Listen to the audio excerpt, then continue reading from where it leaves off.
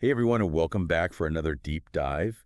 Today we're going to be exploring the life and spiritual journey of Shree Maa. Shree Maa. Yeah, a modern-day spiritual teacher. Mm, Um, okay. and our source material is this book. It's called Shree Maa, Living with the Soul. And it was written by one of her devotees, and it's full of these like personal stories and teachings. Oh, So wow. we're hoping to unpack what makes her story so captivating Yeah. and get a glimpse into this life that's like dedicated to the divine. It's fascinating because it's not just a straight biography. We're looking at Yeah. like spirituality through someone's like lived experience. Exactly. So to kind of set the stage, Shree Maa was born into this really religious Hindu family, Mm-hmm. and her grandmother was a huge influence on her early, like, spiritual foundation. Yeah. The book talks about how from a young age, she had all these visions and conversations with these spiritual figures like Ramakrishna, even Jesus. Wow. And there's this crazy story about when she was just 4 years old. Oh, really? She was offering a banana to this picture of the Hindu goddess Kali, and she kept urging her to eat it. Wait, hold on. Yeah. Did Kali eat the banana? According to the book, yes. No way. Kali appeared and ate the entire banana. Wow. Her tongue even came out of the picture. That's pretty wild. I know, right? Now, this story might seem like just this like fantastical tale, but Uh-huh. I think it kind of hints at something really important about Shree Maa's spirituality.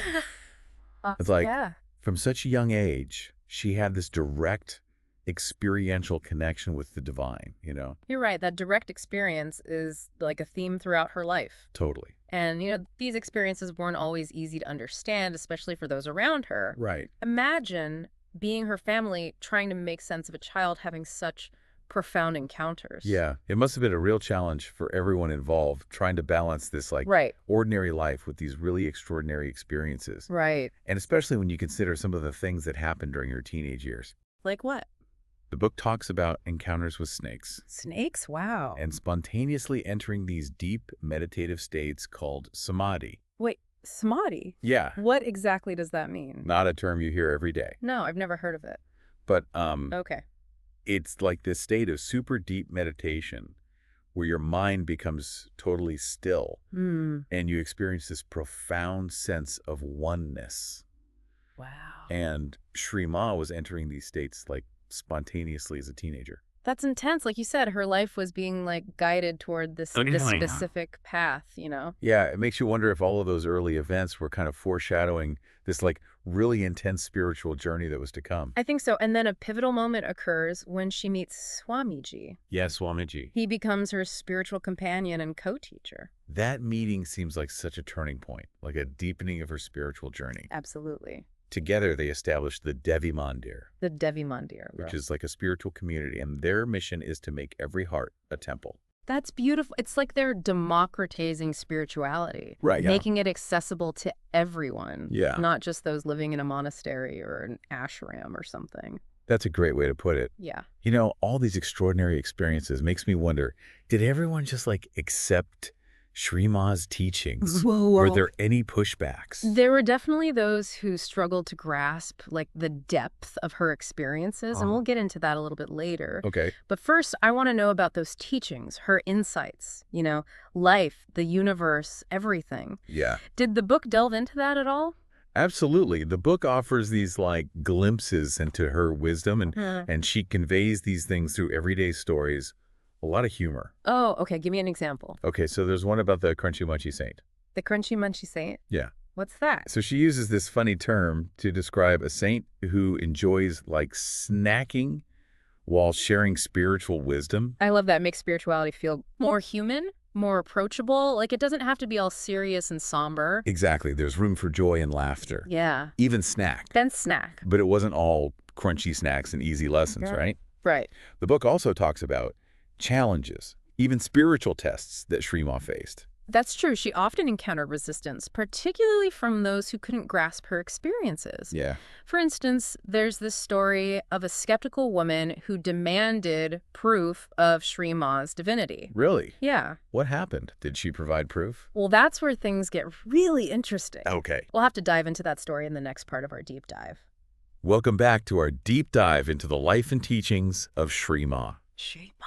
So last time we left off with that story about the skeptical woman who demanded proof of Shree Maa's divinity. Right, right. I'm dying to know what happened. Okay, so this woman, she refused to believe in Shree Maa's divinity unless she received a garland from her. Miss Harland, okay. Yeah, like flowers. So what happened? What did Shree Maa do? So get this. While in samadhi, Samadhi. yeah, that deep meditative state we talked about, Right. Shree Maa just intuitively sensed the woman's desire. Wow. And guess what? She placed a garland on the woman.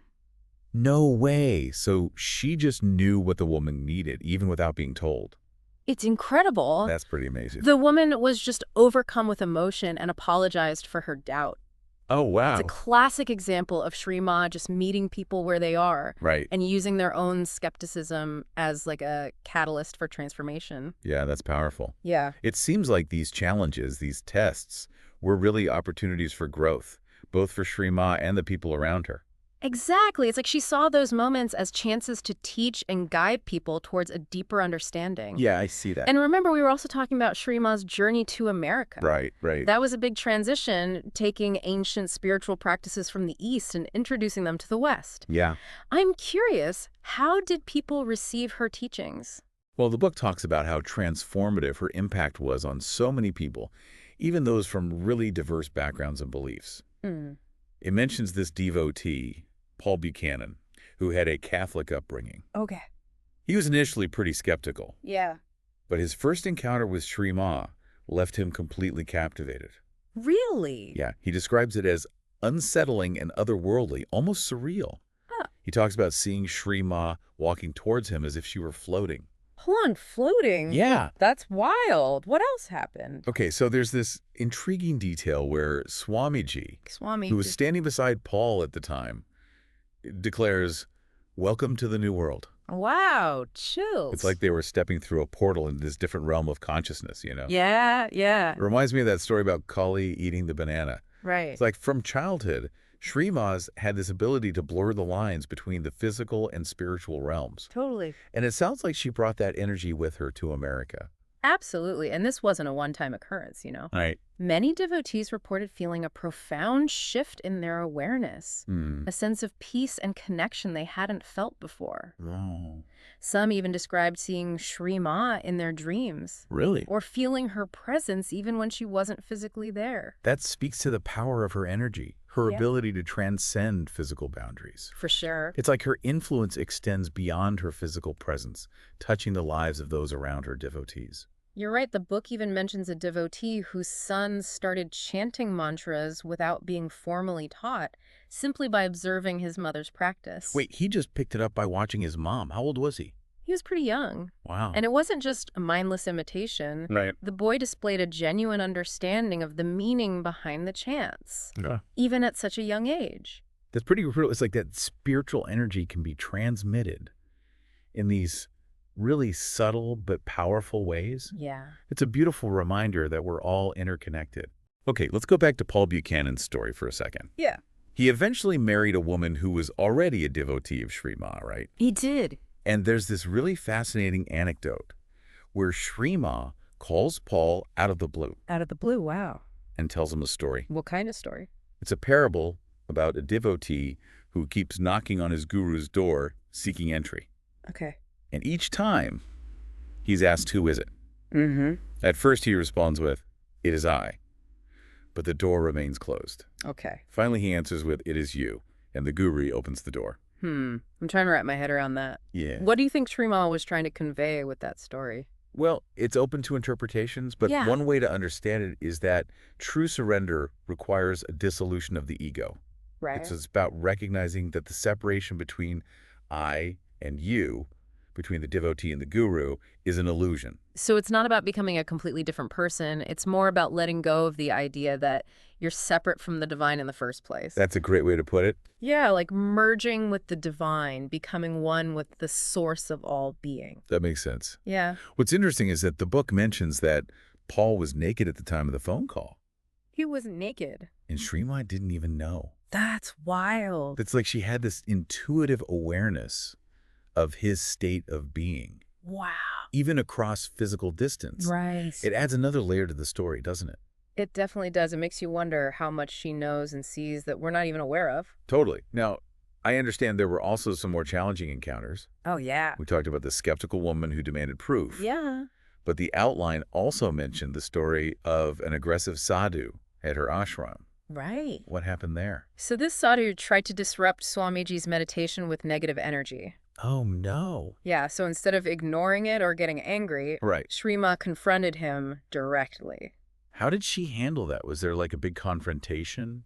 It wasn't a shouting match or anything. Okay. She didn't respond with anger or aggression. She just had this incredibly powerful presence that neutralized his negativity. Wow, so she just shut it down with her energy. Pretty much. That must have been intense to witness. It was. The story really showcases her strength and her fearlessness, her ability to protect her spiritual community, you know? Yeah. She didn't shy away from conflict, but she addressed it with wisdom and compassion.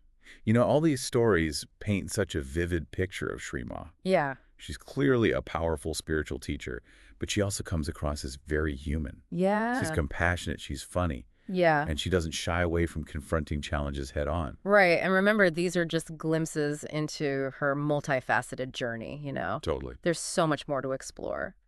Her teachings on karma, her unique view on life after life, Right. her insights into the nature of duality and non-duality.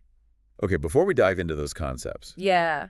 you mentioned that Shree Maa had this unique perspective on karma. Yeah. You might be familiar with karma as like what goes around comes around. Yeah. Right. But Shree Maa's teachings delve much deeper. Exactly. She emphasizes the subtle, often unseen consequences of actions. Oh, wow. Even a thought or intention can create a karmic ripple.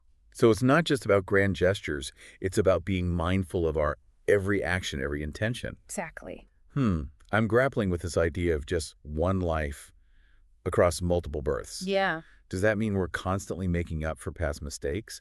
How do I even wrap my head around that? It's a challenging concept, for sure. Yeah. And it connects directly to her view of karma.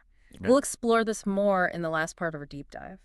Welcome back to our deep dive into the life of Shree Maa. Shree Maa.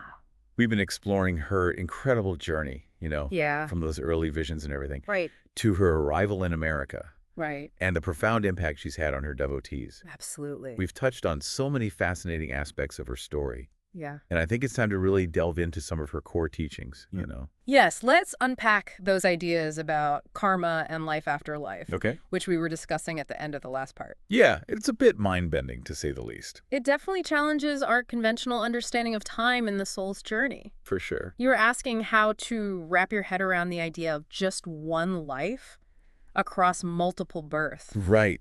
If it's all just one life, Yeah. does that mean we're constantly trying to make up for past mistakes? It feels like a lot of pressure. It can feel that way, but I think the key is not to get bogged down in the idea of past lives Right. that we can't even remember. Right. Instead, focus on what we can control, our actions and intentions in this moment. So Shree Maa is saying that even though it's all one life, each lifetime still matters. Yeah. Because it's a chance to learn and grow and resolve our karma. Exactly. Okay. And she doesn't just talk about karma in this abstract theoretical way. Right. The book shares stories about individuals facing the consequences of their past actions, stories that show how intricate karma can be, and how we can transform through self-awareness and right action. It makes you think about the ripple effect of their choices. Yeah. It's not just about what happens to us, Right. but it's about how our actions impact the world around us Yeah. and potentially even future lifetimes. Absolutely. That's a really insightful way to put it. And Shree Maa offers practical advice, too. Oh, like what? So, for example, she suggests that instead of giving orders, we try rephrasing our requests as favors, acknowledging the inherent dignity of everyone we interact with. That's a subtle shift, but it feels really significant. Right. It's like we're acknowledging the interconnectedness of all beings, treating everyone with respect, regardless of their role or status. It reminds me of something else you brought up earlier, the idea of doubt. Oh, right. We talked about how doubt can be a stepping stone to deeper understanding. Yeah. But what does Shree Maa actually say about doubt in her teachings? She acknowledges that doubt is a natural part of the human experience, even for those on a spiritual path. Yeah. In fact, she encourages us to explore our doubts. Really? To use them as a way to get to a more profound and authentic faith. That's a really empowering message. It is. It's not about pretending we don't have doubts. It's about facing them head on Right. and using them as fuel for growth. Exactly. And she emphasizes that we're not alone in those struggles. Right. She even shares stories of great spiritual figures like Swami Vivekananda, Oh, wow. who experienced their own moments of doubt. It's reassuring to know that even the greats have wrestled with doubt and uncertainty. Yeah. It makes the path feel more relatable, more human. Absolutely. And that humanness, that willingness to acknowledge the complexities of the spiritual journey Yeah. is something that really shines through in all of Shree Maa's teachings. Okay, there's one more concept I want to make sure we touch on before we wrap up. Yeah. Duality and non-duality. Right. Can you remind us what Shree Maa means by those terms? So duality refers to the separation we perceive in the world. Good versus bad, light versus dark. Right. Self versus other. Okay. Non-duality, on the other hand, points to the underlying unity of all things. Okay. It's the recognition that those separations are ultimately illusory. So how do we reconcile these seemingly opposing perspectives? Yeah. Do we just ignore the fact the world seems divided? Well, Shree Maa doesn't advocate for rejecting duality altogether. Wow. She acknowledges that it's a reality we experience in our daily lives. Right. But she encourages us to cultivate an awareness of the underlying unity, Mhm. to see beyond those surface-level separations, Yeah. and recognize the divine spark that connects us all. This reminds me of the story about the skeptical woman demanding proof. Yeah. It's like she was caught in that duality of belief and disbelief. Uh-huh. But Shree Maa helped her experience a glimpse of that underlying unity. That's a great connection. And I think it highlights how Shree Maa's teachings are not just abstract concepts. Right. They offer practical ways to navigate the complexities of life. Right. She emphasizes the importance of meditation, self-reflection, and cultivating pure love as means of transcending duality and experiencing the interconnectedness of all things. So it's not just about understanding these ideas intellectually, it's about embodying them, living them out in our relationships, our work, our daily interactions. Exactly. And what's truly inspiring is that Shree Maa lives these teachings. Right. She's a living example of the transformative power of her message. I'm struck by her unwavering faith. Yeah. Her ability to navigate challenges with grace and wisdom. Right. And her dedication to guiding others towards spiritual awakening. Absolutely. What stands out to you? For me, it's her emphasis on the practical application of these principles. Yeah. She's not just talking about lofty concepts. She's giving us concrete tools that we can use to bring more awareness and reverence into our daily lives. And if her message is that every heart is a temple, how can we bring that sense of sacredness into our own lives? Even amidst the busyness and chaos of the everyday world, you know? That's something I'm going to be pondering for a long time. It is a beautiful invitation Yeah. to cultivate a deeper connection with the divine within ourselves and in all beings. Well, thank you for joining us on this deep dive into the extraordinary life and teachings of Shree Maa. Of course, it was my pleasure. I hope this exploration has sparked your curiosity Yeah. and inspired you to continue on your own path of spiritual discovery.